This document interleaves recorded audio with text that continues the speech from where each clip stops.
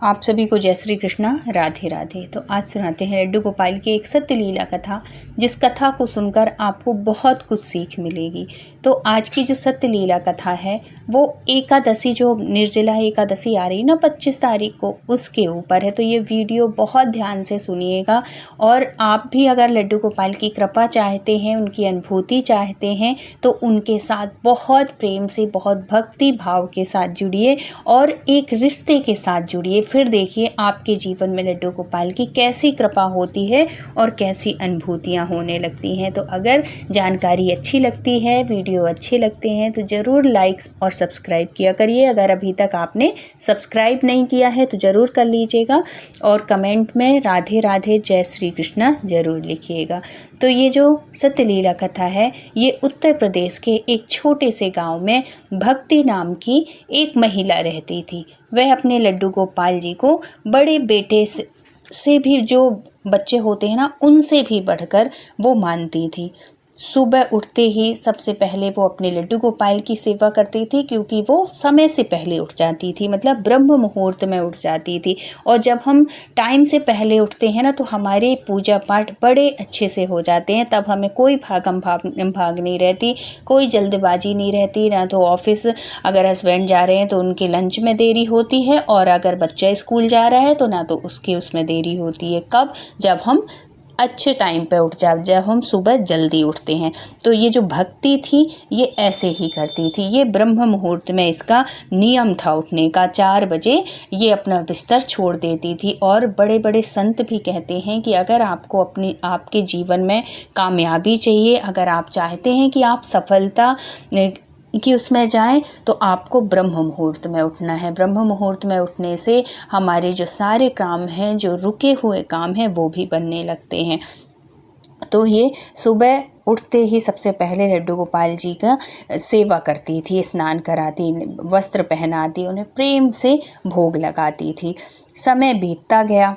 एक दिन निर्जला एकादशी का पावन पर्व आने वाला था। निर्जला एकादशी को लोग बड़ी भक्ति भाव के साथ निर्जला एकादशी का व्रत करते हैं। और बहुत से लोग, क्या निर्जला का मतलब होता है कि ना जल पिया जाए, ना कुछ खाया जाए पिया जाए, बिल्कुल निर्जल व्रत किया जाता है।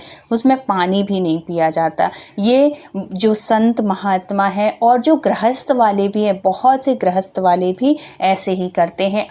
लेकिन अगर आप में सामर्थ्य नहीं है, आपकी बीमारी चल रही है, आप दवाइयाँ खाते हैं, आप में उतनी शक्ति नहीं है कि आप इस तरीके का व्रत कर लें, तब भी परेशान होने वाली बात नहीं है। आप फल फूल खा के या एक टाइम कुछ भी खा के ऐसे व्रत कर सकते हैं। अपने आप में उदास मत होइए कि हम निर्जला व्रत नहीं कर सकते। अपने सामर्थ्य के हिसाब भी आप भगवान का व्रत कर सकते हैं, निर्जला एकादशी का व्रत कर सकते हैं। और दान पुण्य धर्म उस दिन महत्व है। खूब पूजा पाठ करिए, खूब नाम जप करिए, खूब दान पुण्य करिए, कीर्तन करिए। इससे भगवान बहुत प्रसन्न होते हैं, हमारे कन्हैया, और हर इच्छा, हर मनोकामना पूरी करते हैं अगर हम ऐसे करके व्रत करते हैं तो। अब एक दिन भक्ति के मन में जो निर्जला एकादशी का पर्व आया, उसमें भक्ति के मन में संकल्प लिया। भक्ति ने अपने मन ही मन में संकल्प लिया कि इस बार वह पूरी श्रद्धा से निर्जला व्रत करेगी और भगवान विष्णु तथा अपने लड्डू गोपाल को प्रसन्न करेगी। कहते हैं कि निर्जला व्रत जो कर लेते हैं, निर्जला एकादशी को भीमसेनी एकादशी भी कहते हैं। तो जो पूरे साल की एकादशी व्रत नहीं कर पाता, तो एक अगर आप ये निर्जला एकादशी का आपने अगर व्रत कर लिया, तो पूरा साल की एकादशी का फल मिल जाता है। क्योंकि भीमसेन से भी, जो अर्जुन के भाई थे पांडव, उनसे भी उनके गुरु ने कहा, ये कृष्ण भगवान ने कहा था एकादशी का व्रत करने के लिए। तो वो बहुत खाते थे। उन्होंने कहा भाई मैं नहीं कर सकता, ये व्रत वाला काम मेरे बस की बात नहीं है, मैं नहीं कर पाऊँगा। तो भगवान ने कहा कि ठीक है, तो तुम एक ही व्रत कर लो। एकादशी का, तभी से इसका नाम भीमसेनी एकादशी या निर्जला एकादशी व्रत। तो उन्होंने कहा तो फिर मैं कैसे करूँगा? तो उन्होंने कहा या तो तुम पूरी एकादशी रहो या फिर तुम एक ही एकादशी रहो जो कि बिना कुछ खाए पिए रहो। तो उन्होंने कहा ठीक है, रोज़ रोज़ ऐसे करने से अच्छा मैं एक एकादशी रह लूँगा। और फिर उनको पूरी एकादशी का फल प्राप्त हुआ था, इसलिए इसे भीमसेनी एकादशी भी कहा जाता है।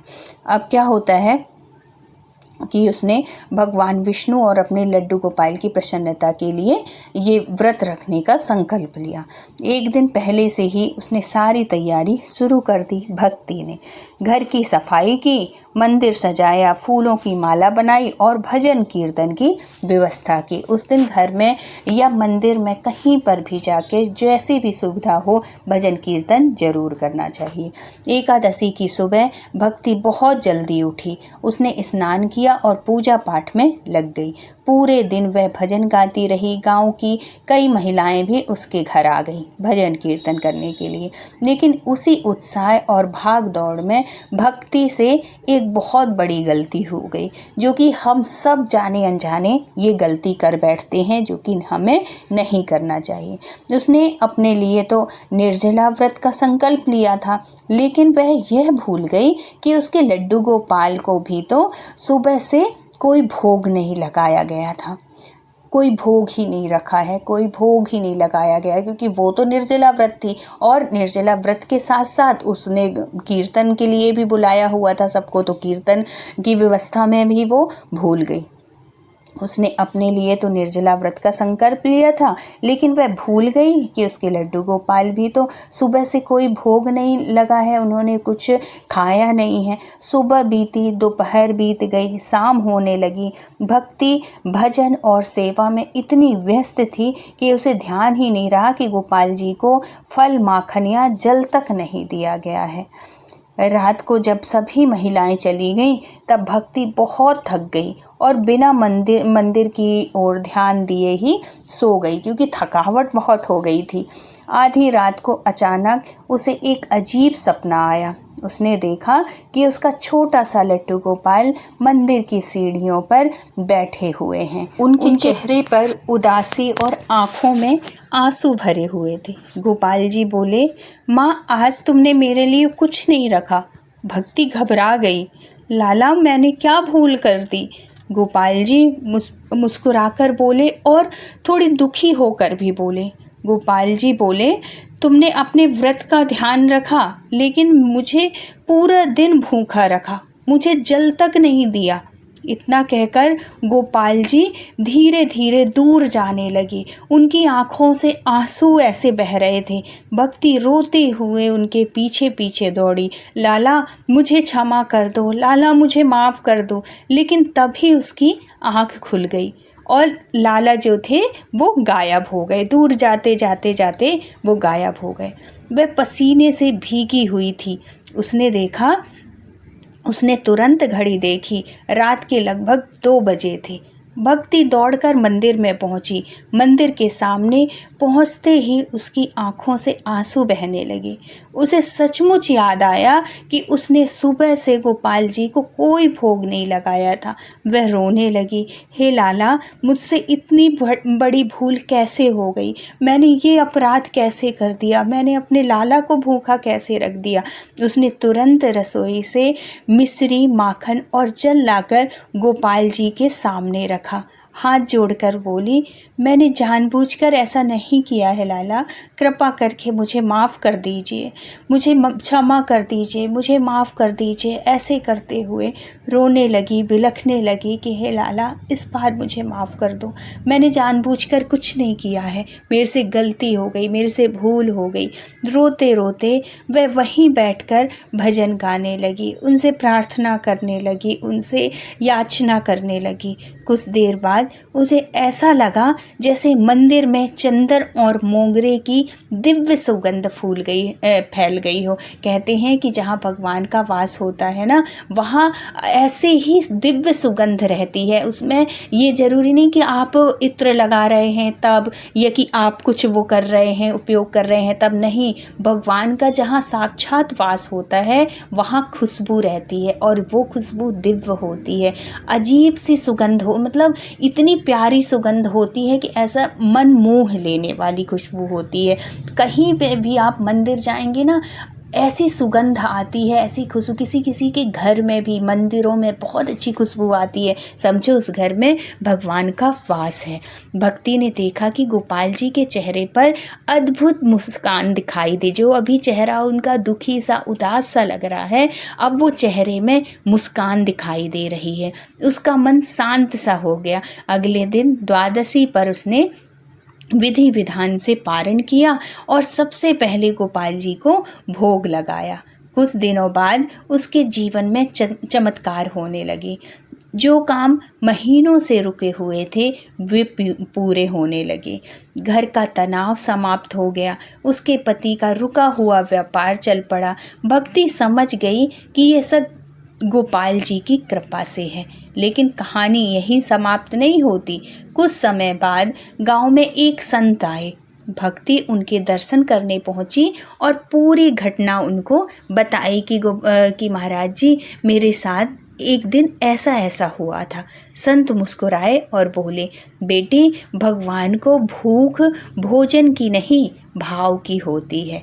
लेकिन सेवा में लापरवाही भी नहीं होनी चाहिए। ऐसा नहीं कि भगवान भाव के भूखे हैं तो आप उनको कुछ भी वो नहीं करो, भोग ना लगाओ, कुछ नहीं। अगर आपने अपने घर में ठाकुर जी विराजमान किए हैं तो वो बाल रूप में हैं। वो लाला समझ के उनको एक छोटे बेटे के जैसे, पुत्र के भाव में लाड़ करिए उनसे, उनकी इतनी अच्छी सेवा करिए, उनके भाव के साथ जुड़िए। उनको भाव के साथ साथ उनको आपकी जितनी सामर्थ हो उस हिसाब से उनको भोग लगाइए, मेवा का लगाइए, मिठाइयों का लगाइए।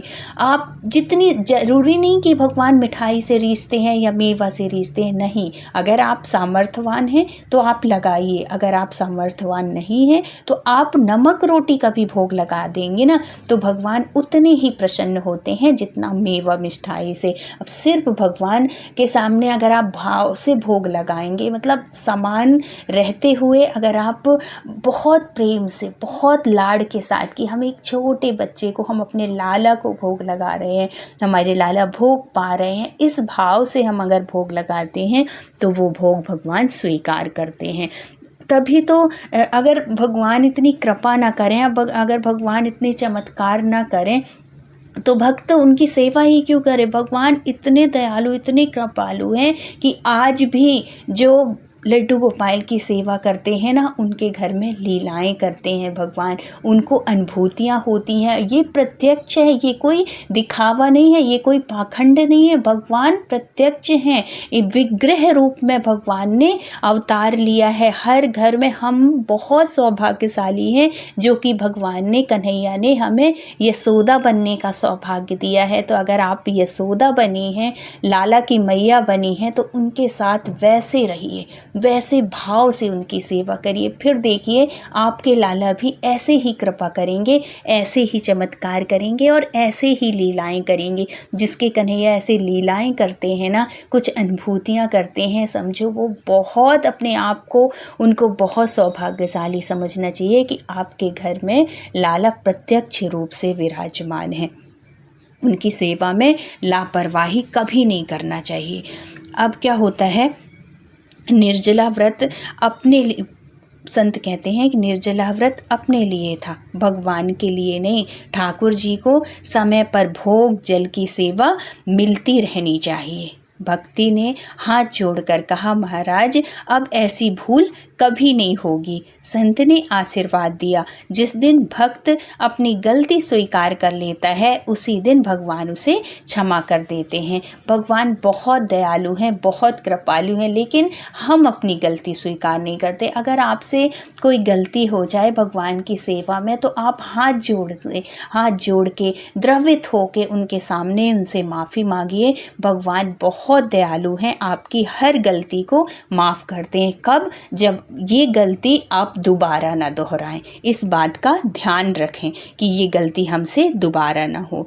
उस दिन के बाद भक्ति ने एक नियम बना लिया, चाहे कितनी भी व्यस्तता हो, कि चाहे कितनी भी थकान हो, चाहे कितने भी कार्य हो उसके जीवन में, चाहे कितना बड़ा व्रत हो, सबसे पहले लड्डू गोपाल की सेवा करती थी, उनको भोग पवाती थी, उनकी सेवा में रहती थी। उसके बाद वो फिर कार्य करती थी। कई वर्षों बाद जब भी गांव में निर्जला एकादशी आती, भक्ति सभी महिलाओं को यही बात समझाती, व्रत अवश्य करो लेकिन अपने ठाकुर जी की सेवा कभी मत भूलो, क्योंकि भगवान को सबसे प्रिय होता है सच्चा प्रेम, सेवा और समर्पण।